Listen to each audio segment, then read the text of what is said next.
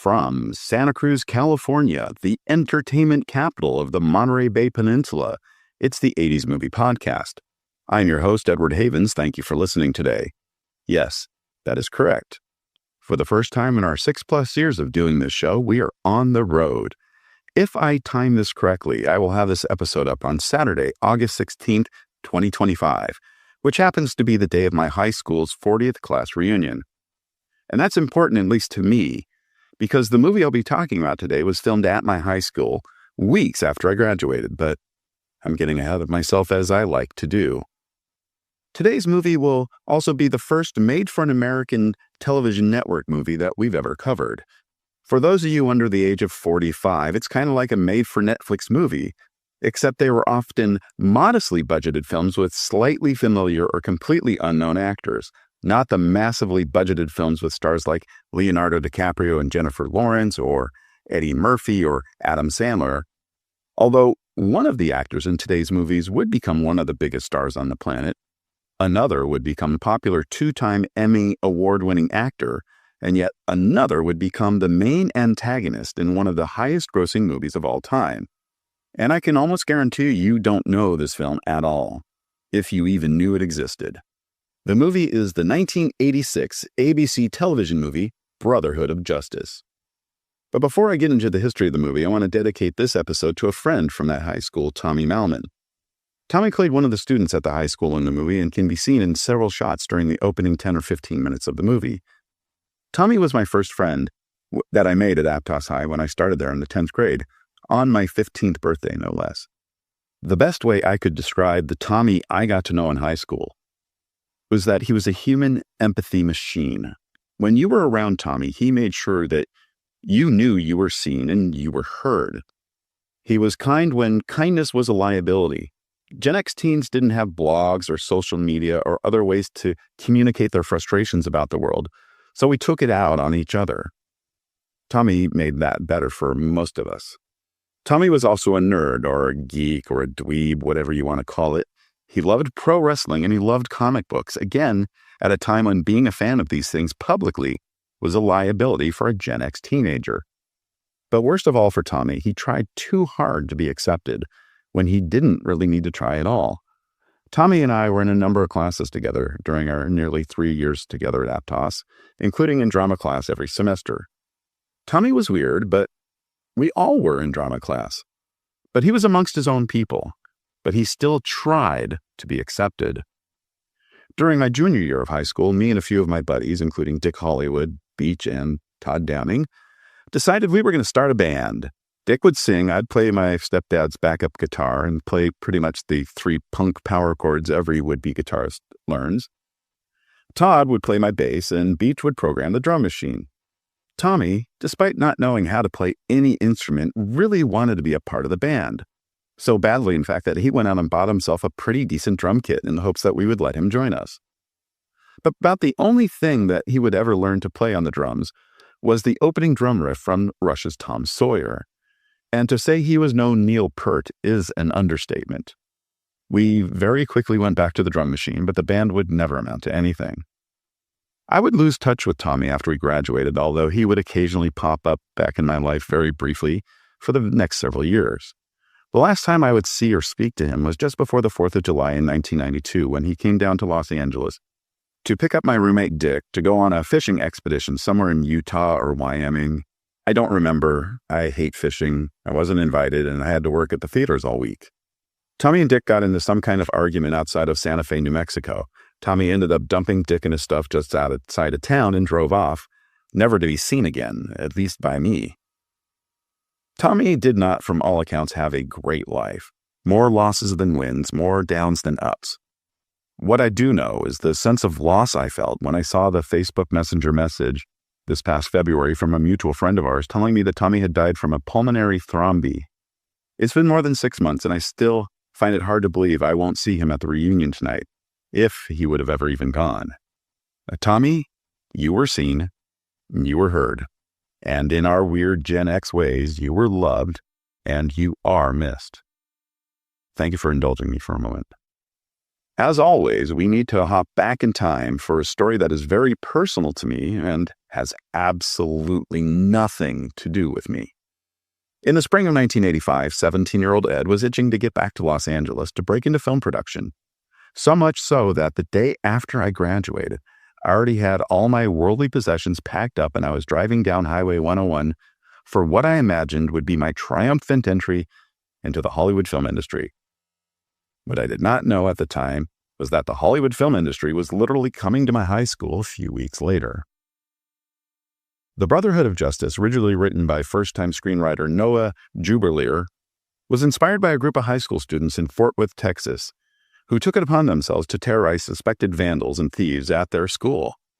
The group, that included a football star, the class's future valedictorian, one of the members of the yearbook committee, and a member of the National Honor Society, called themselves the Legion of Doom, and would eventually move on to breaking into lockers, firebombing a car, beating up several of the gay students at school, painting swastikas and neo-Nazi slogans on school walls, hurling homemade Molotov cocktails at a suspected vandal's house, and taunting black citizens of their neighborhood with crude racial epithets, as well as acquiring more than 24 weapons for their crusade, including a .357 Magnum handgun, an HK-91 assault rifle, and a rocket launcher, before they were finally arrested. A grand jury in Fort Worth would hit the members of the Legion of Doom with more than 30 felony and misdemeanor charges, with one of the most damning pieces of evidence being the videotapes they made of themselves performing these crimes. A salacious true-life story like this was always going to get noticed in Hollywood, and their story would inspire more than one movie.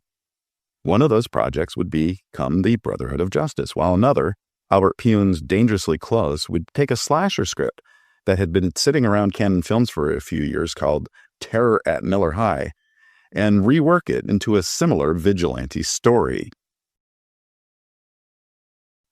Certainly, there were other incidents of student vigilantism gone wrong around America in the mid-1980s, including one where a group of students in Santa Barbara viciously beat up and repeatedly stabbed a local derelict, and then invited their friends to watch as that man died. And in Santa Cruz in 1984, there was a similar group of student vigilantes from Soquel High who called themselves the Troll Busters, who would prey upon the homeless population of downtown Santa Cruz, especially on the outdoor Pacific Garden Mall. The members of their group would, like the Legion of Doom, build a homemade bazooka, and they would end up blowing off the arm of a local resident who was not a homeless person.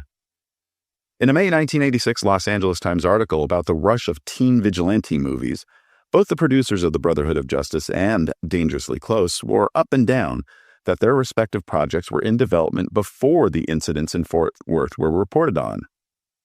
And the public information officer for the Fort Worth Police Department at the time said that, in the article, they had received a number of phone calls from Hollywood producers about the incident, including from former Starsky and Hutch star Paul Michael Glaser, who himself was in the middle of developing his 1986 film Band of the Hand, about 5 teen juvenile delinquents who were forced together to clean up a dangerous part of Miami or spend the rest of their lives in prison.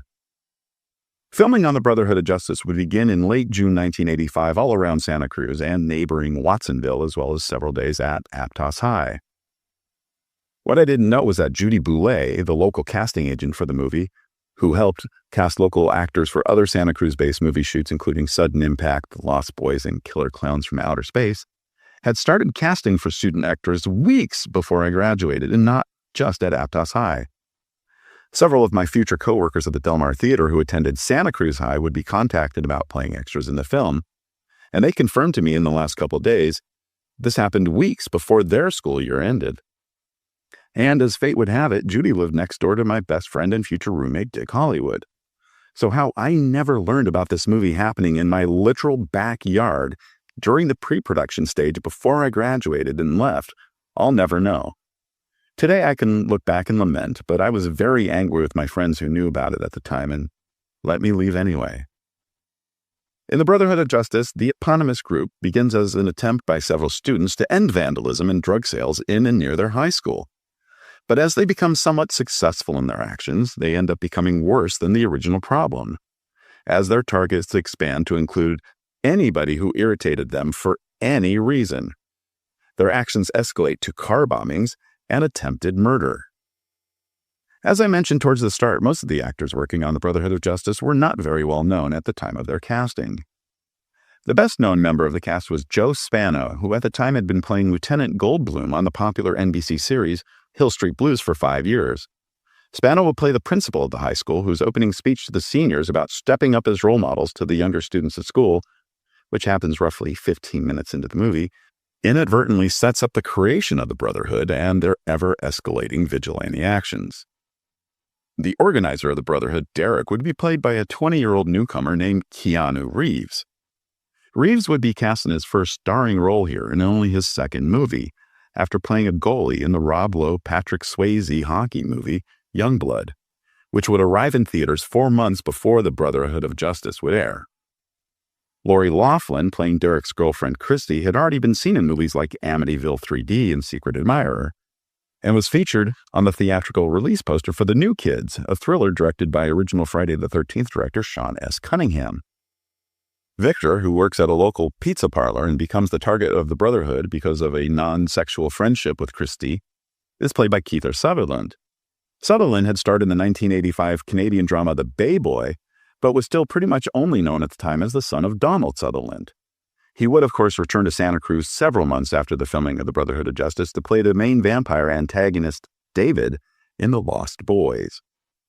The other members of the Brotherhood would include Billy Zane, whose film debut as Match in Back to the Future would come out during the shooting of this film, Darren Dalton, who had already been seen on screens as Randy the Soch in The Outsiders, and Daryl, the son of the mayor in the original Red Dawn, Don Michael Paul, who had just finished shooting his role as an almost identical character in Albert Pune's Dangerously Close, Gary Riley, who would become better known in 1987 as Dave in Summer School as part of Chainsaw and Dave, and Danny Nucci, who had only played a small role in Joe Dante's underrated 1985 sci-fi comedy Explorers, but would become better known in the 1990s for playing supporting characters who often got killed off in movies like The Rock, Eraser, and Titanic. Peter Guber and John Peters, who would parlay their working relationship into an eventual co-chairmanship role at Sony Pictures in 1989, would executive produce the movie, and it would make its world premiere as the ABC Sunday Night Movie on May 18, 1986. Last year, when I started planning this episode, I reached out to the movie's director, Chuck Braverman, to speak with him about the making of the film, but we never quite connected. The movie was released on VHS in 1987 and on DVD in 2003, but in August of 2025 can be seen for free or supported by ads in an upgraded hi-fi definition on many streaming services, including Amazon Prime, Fandango at Home, Fubo, Plex, and the Roku channel. It's about 93 minutes long, and it's an okay movie. The fun for me is seeing my old high school and lots of my friends and classmates all over this movie, but especially seeing Keanu using my old locker, which I shared with Scotty Douglas for nearly 3 years. Thank you for joining us. We'll talk again soon. Remember to visit this episode's page on our website, the80smoviepodcast.com, for extra materials about the Brotherhood of Justice, including screenshots from the movie, as well as personal behind-the-scene photos from my friends who were kind enough to share them with me.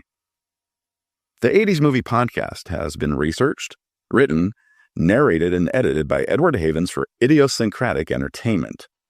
Thank you again. Good night.